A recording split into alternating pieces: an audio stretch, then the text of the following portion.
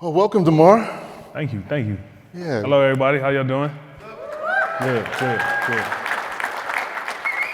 They say that we're between the crowd and the reception some drinks, but I can tell you this is worth staying and waiting and being patient for. A really important conversation. We know how important mental health is these days. It's been exacerbated by what's going on with the pandemic. We know more kids than ever are exhibiting issues of anxiety and depression as they've lost time in school and with friends. And we have the great honor of having with us today an extraordinary individual with an extraordinary story who's here to share that story and some of his wisdom with us this afternoon as well. So let's get right into it. DeMar, in doing my research, what became really clear is that you're not known as an elite athlete who's always about brand, who's always about celebrity, kind of an authentic guy who's really, I think, and holds high this whole notion of privacy and privilege and keeping your life together in ways that are really, really important. Yet in 2018, you came out with a famous tweet, talking about your mental health. Mm-hmm.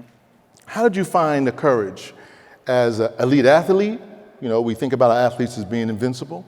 As a man, and as a man of color, to actually put that information out in a very public way.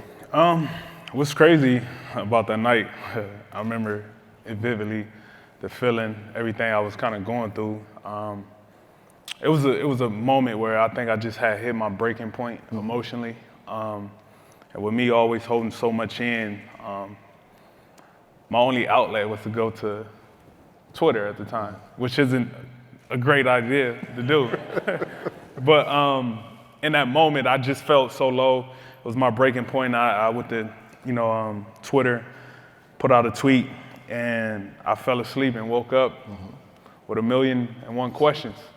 But with those questions allowed me to just say, you know what, forget it. Just completely open up after that and, express what I've been feeling for a long period of time. And, with that, it opened up so many doors of something that I couldn't even imagine. When you do something like that, that's unusual for you to be that public. What about the response or what happened? Aside from the sheer magnitude of folks who responded, what surprised you the most about the type of responses you got back from folks? Oh man, it was the empathy, the moment of just feeling normal.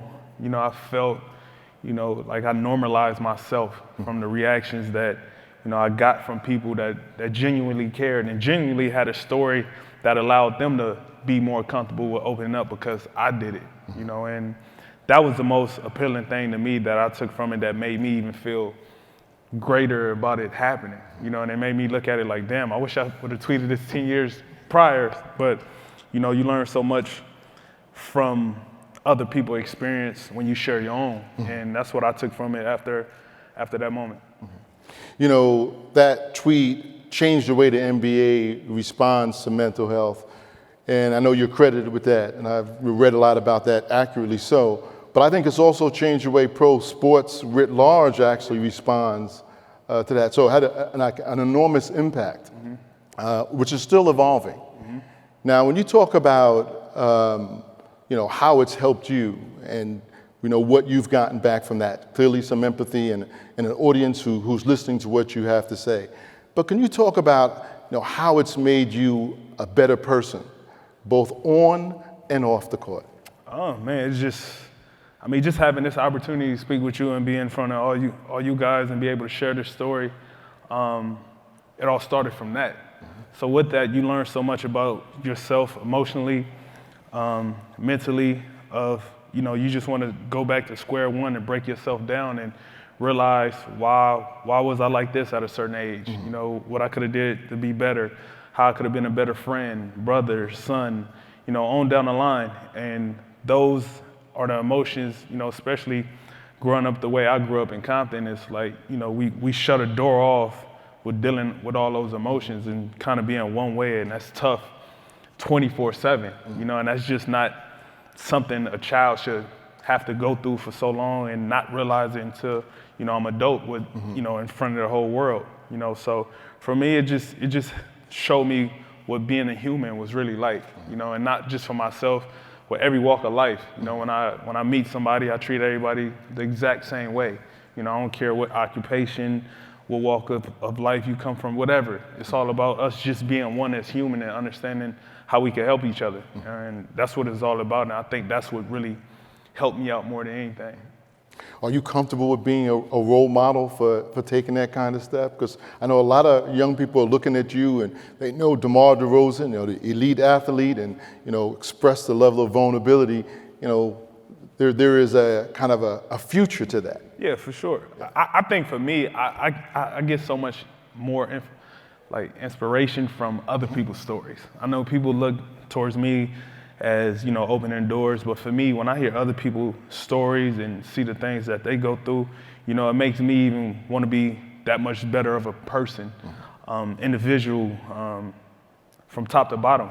Because I have a story. I'm famous. I'm in the NBA, whatever you want to call it. But there's so many people that's out there that's dealing with so much that they don't even speak about. So when I hear other people's stories and people break down and say certain things to me, it makes me realize, we all in this together, no matter what you do.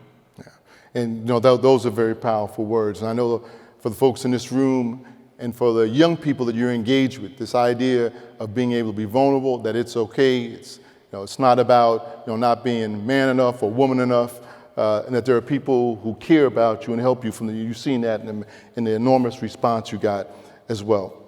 I want to shift a little bit because I said that there's a future to this, and that was kind of a lead into my next question. I know that one of the things you're working on now is a digital series, a 6-part series called Dinner with DeMar.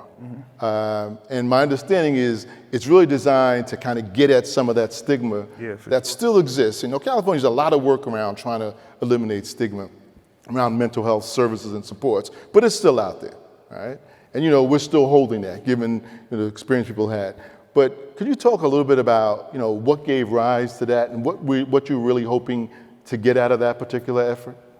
Through conversations. I think it started with, one day I was talking to a couple close people in my circle, and, think about how many conversations you may sit up here and have with someone that's close to you, to where, that's kind of a therapy session in itself. Like us doing this right now. That's right. Imagine if nobody was here, we went out to get something to eat. We could speak so candidly and talk about stories that, really help one another.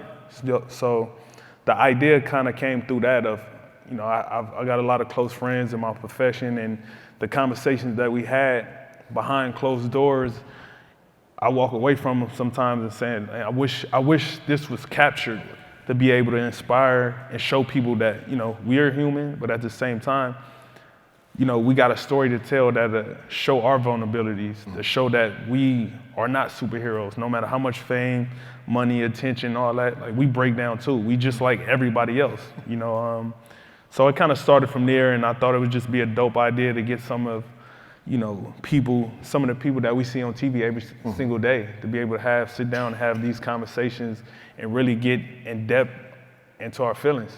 I think that just shows so much, empathy and like it show a different side other than just seeing us as athletes. Clearly when you see, people who have, enormous platforms having this conversation, I think no doubt it's going to help a lot of kids who will learn from that. And that'll become a model from, I said to you earlier about, being a role model. Now, we have a room full of folks who are teachers and educators and coaches, all of who are engaged in sport and play and movement field, believe in play equity and know how important it is for all kids to have an opportunities. We're socialized through many things in life. We're socialized through school. We're socialized through sports, right? What advice would you give them as it relates to both mental health and their role with young athletes, or perhaps kids who are not athletes, when it comes to mental health, based on your experiences? Because you talk a lot about like growing up in Compton and almost being acculturated about holding things close. Right. I think for me, the way I grew up, everything was such a, one-way street, you know, either this way or, you know, it was never the empathy involved in it and allowing the kid to open up and be themselves, you know. You look around, there's so many youth that, you know, have a wall up already before they even understand about expressing themselves. I think the more you get, you know, the younger generation to open up and showing them that it's okay is, you know, no matter what it is, you know, I know we ask every single day. The most lies we tell every day is a white lie. You know, how you doing? You okay? But sometimes really just digging in, not overstepping anything, but just getting people to open up, because that's when you get the most out of them, the best out of them, when they could be themselves and, you know, and let it be known, you know, we all flawed, but we could work through our flaws and help each other out if we really show and care, you know, and take that approach. You know, it don't happen through one conversation, it don't happen through a week of a conversation. It's a everyday thing, you know, and the more you do it, more the youth will open up and be themselves, and you'll see, you know, these kids don't look up and something happen, and you be like, damn, I never knew that was in you. You know what I mean? Because we hold in so much. So for the most part, just allowing kids to be kids and let them grow with you. Wise words, let kids be kids. DeMar DeRozan, an elite athlete, but even a more extraordinary human being. Thank you, DeMar. This has been great. Appreciate it. Thank you.